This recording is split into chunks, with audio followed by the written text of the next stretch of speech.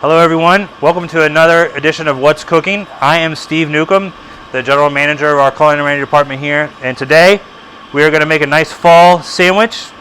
It is a turkey, cheddar, caramelized onion, and apple melt.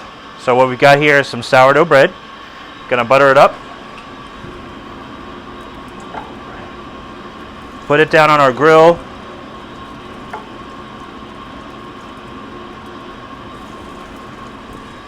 And then we're going to put cheddar cheese on both halves.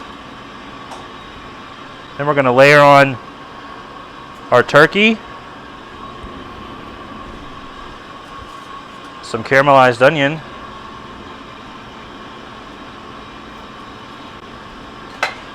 and then some sliced apple. If you're doing this at home and you want to keep your apples looking crisp and not brown, after you cut them, just put them in some water with a little bit of lemon juice, and that'll keep them from browning. Gonna let that melt up, and then we should be done. Pretty simple recipe today. All right, the cheese should be melted now. We're just gonna flip the sandwich over. Actually, do it this way. Let it melt for a few more seconds, but essentially it's ready to go.